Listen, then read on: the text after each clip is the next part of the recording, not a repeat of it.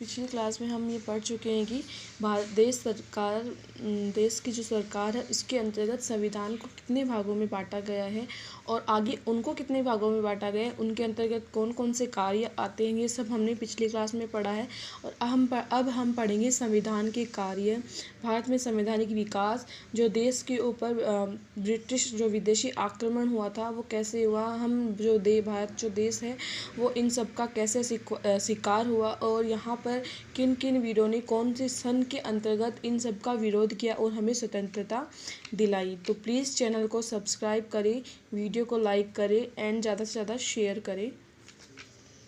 देखिए हम पढ़ेंगे संविधान के कार्य। संविधान के कार्य के अंतर्गत देखिए कौन कौन से कार्य हैं इनके।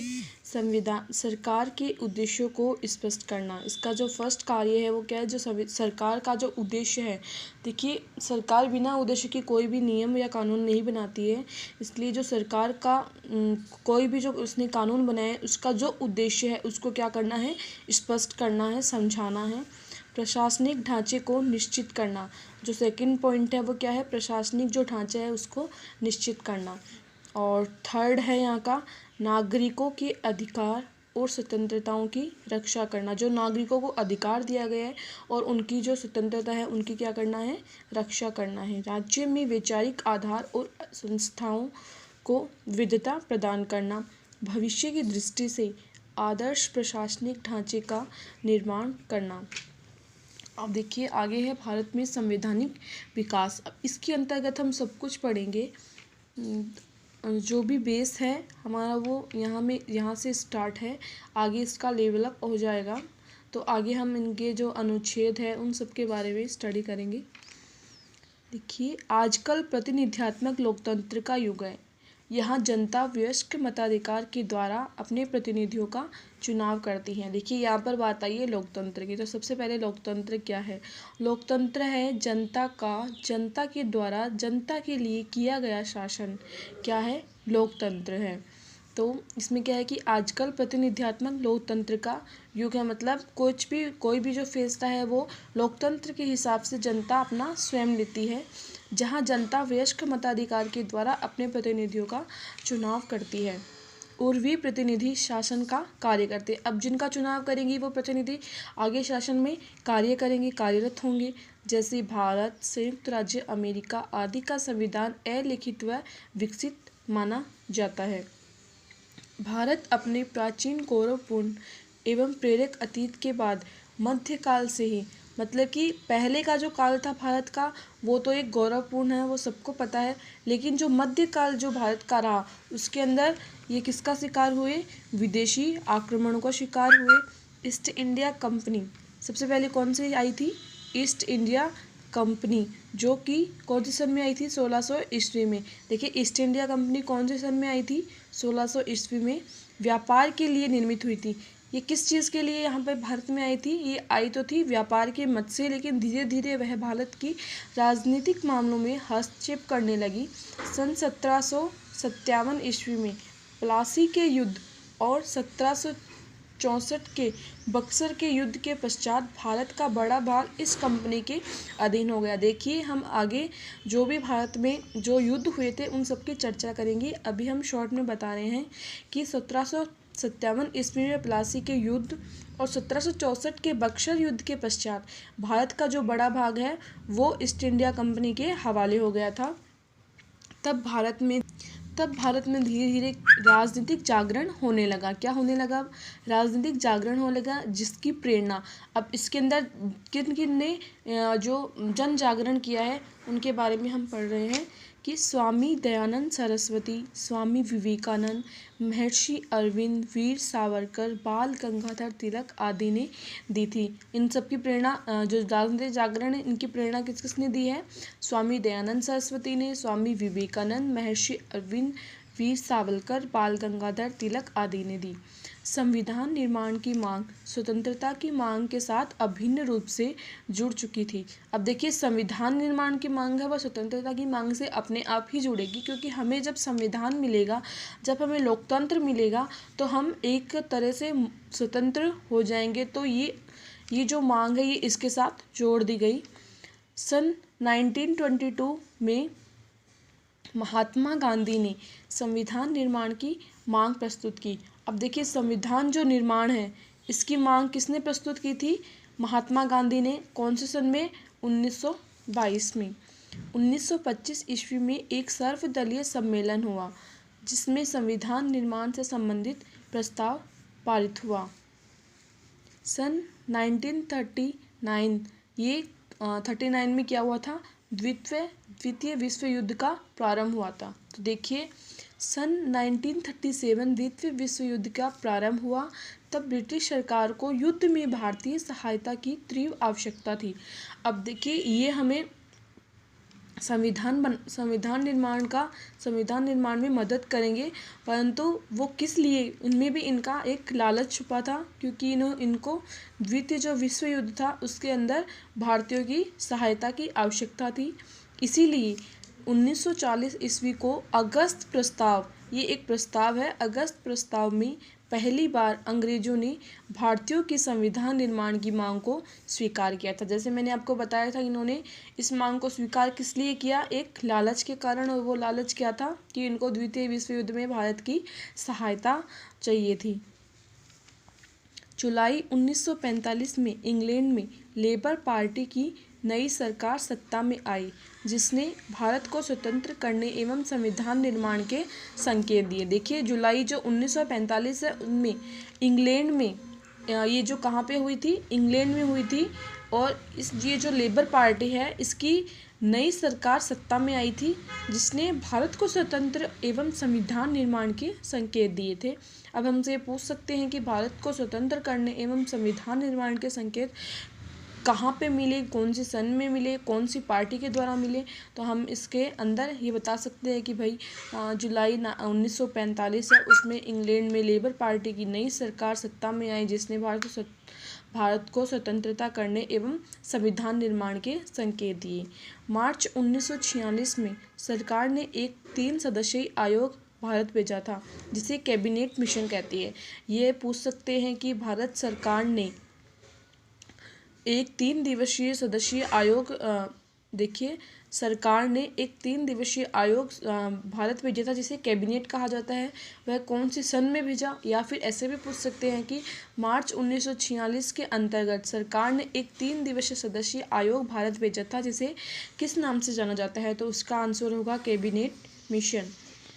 सन 1935 में भारत शासन अधिनियम से भारतीय प्रांतों में विधानसभाओं का गठन किया था।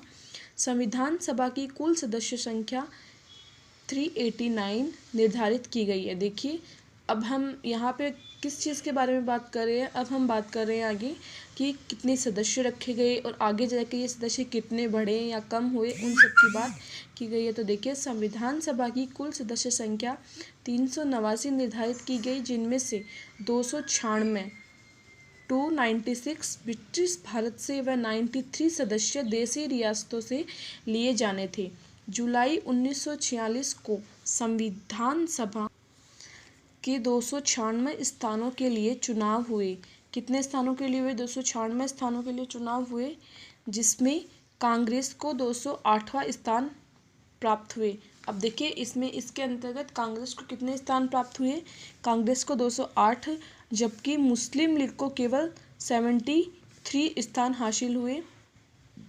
3 जून 1947 को माउंटबेटन योजना से देश का सांप्रदायिक आधार पर विभाजन हो गया। देखिए कौन सी योजना के अंतर्गत हुआ, कौन सी जो योजना है उसके द्वारा ये किया गया और कौन से सन में किया गया? तो ये क्वेश्चन इम्पोर्टेंट है, ये चीज़ें इम्पोर्टेंट है कि 3 जून 1947 को कि माउंटबेटन योजना से देश का सांप्रदायिक आधार पर विभाजन तय हो गया। मुस्लिम लीग की इस मांग को मान लिया गया कि मुसलमानों के लिए एक अलग देश पाकिस्तान की स्थापना की जाए। अतः संविधान सभा का पुनर्गठन हुआ और इसकी संख्या, अब देखिए इसको मुसलमानों को है जो पाकिस्तान दे दिया गया, एक उनका अलग देश बना दिया गया पाकिस्तान। उसके बाद हमारा जो संविधान है उसका पुनर्गठन हुआ और इसकी संख्या कितनी हो गई? 324 निर्धारित हुई।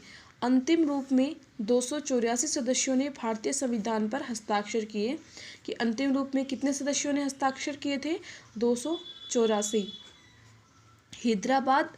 अब सबसे इम्पोर्टेंट चीज़ क्या है इसके अंदर, हमें पूछ सकते हैं कि ऐसी कौन सी एक ऐसी रियासत थी जिसने संविधान सभा में जिसको प्रतिनिधि संविधान सभा में शामिल नहीं था। तो देखिए हैदराबाद एकमात्र एक ऐसी रियासत थी जिसका कोई प्रतिनिधि संविधान सभा में शामिल नहीं हुआ। पहली बैठक में 211 सदस्यों ने भाग लिया था। सच्चिदानंद सिन्हा संविधान सभा का अस्थायी अध्यक्ष चुना गया। 11 दिसंबर 1946 को कितने को 11 दिसंबर 1946 को डॉक्टर राजेंद्र प्रसाद को संविधान सभा का स्थायी अध्यक्ष चुना गया। अब देखिए पूछ सकते हैं कि डॉक्टर राजेंद्र प्रसाद है, उनको संविधान सभा का स्थायी अध्यक्ष कब चुना गया था? 11 दिसंबर 1946 को। BN राव वैधानिक सलाहकार बनाए गए। 13 दिसंबर 1946 को पंडित जवाहरलाल नेहरू ने संविधान में उद्देश्य प्रस्ताव रखा, जिसे 22 जनवरी 1947 को पारित किया गया। अब है कि 7 सदस्यीय प्रारूप समिति के अध्यक्ष डॉक्टर भीमराव अंबेडकर थे। देखिए कि जो 7 सदस्यीय जो प्रारूप समिति थी उसके अध्यक्ष कौन थे? डॉक्टर भीमराव अंबेडकर, जो विख्यात वकील और कानूनी मामलों के लिए जानकार थे। अब डॉक्टर जो भीमराव अंबेडकर है वो क्या थे? एक विख्यात वकील थे और कानूनी मामलों के जानकार थे। फरवरी 1948 में पहला प्रकाशित हुआ। भारत के लोगों को इस पर विचार करने और सुझाव देने के लिए 8 माह का समय दिया गया। देखिए फरवरी 1948 में पहला प्रारूप प्रकाशित हुआ और भारत के लोगों को इस पर विचार और सुझाव देने के लिए कितने माह मिले थे?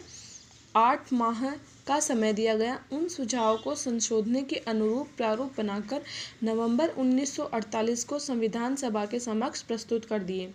मतलब 8 माह का समय लेकर जो उन सुझाव हैं उनको संविधान सभा के अंदर समक्ष प्रस्तुत कर दिए। कब किए गए? नवंबर 1948 को। इस प्रारूप को संविधान सभा में 3 बार वाचन हुआ। अब देखिए ये जो प्रारूप है इसका संविधान सभा में कितनी बार वाचन हुआ था? मतलब कितनी बार बोला गया था इसको? 3 बार। 26 नवंबर 1949 को भारत का संविधान बनकर तैयार हो गया। संविधान सभा की अंतिम बैठक 24 जनवरी 1950 को हुई। ये पूछ सकते हैं कि यह संविधान सभा की जो अंतिम बैठक है वो कब हुई थी? ये हुई थी 24 जनवरी 1950 को। जिस दिन संविधान सभा के सदस्यों ने संविधान पर हस्ताक्षर किए, 26 जनवरी 1950 को भारत का संविधान लागू किया गया। मूल संविधान में एक प्रस्तावना, जिसे उद्देशिका भी कहते हैं, 8 अनुसूचियाँ, 22 भाग व 395 अनुच्छेद थे। देखिए कि इसके अंतर्गत मूल संविधान में एक ऐसी प्रस्तावना है जिसे उद्देशिका कहते हैं। उसके अंदर किसको रखा गया है? उसके अंतर्गत 8 अनुसूचियाँ, 22 भाग और 395 अनुच्छेदों को रखा गया है। वर्तमान में अनुसूचियाँ 8 से बढ़ाकर 12 हो गई। प्रस्तावना को संविधान की आत्मा, सार और उनको समझने की कुंजी समझा जाता है। कुंजी का मतलब चाबी। जुलाई 1947 को उसने राष्ट्रीय ध्वज को अपनाया। कब अपनाया था राष्ट्रीय ध्वज को? 1947। जुलाई 1947 को उन्होंने राष्ट्रीय ध्वज को अपनाया और जनवरी 1950 में राष्ट्रीय गीत व राष्ट्रीय गान को स्वीकार किया गया तथा डॉक्टर राजेंद्र प्रसाद को, देखिए यहाँ इम्पोर्टेंट है कि डॉक्टर राजेंद्र प्रसाद को भारत का पहला राष्ट्रपति निर्वाचित किया, जिन्होंने 26 फरवरी 1950 को शपथ ग्रहण की थी। अगर वीडियो पसंद आए तो प्लीज़ लाइक एंड शेयर कीजिएगा। आगे का पार्ट हम नेक्स्ट क्लास में पढ़ेंगे। सो प्लीज़ वीडियो को लाइक करें, चैनल को सब्सक्राइब करें एंड बेल आइकन को क्लिक करें। इस वीडियो को आगे से आगे शेयर करते जाएं। Thank you.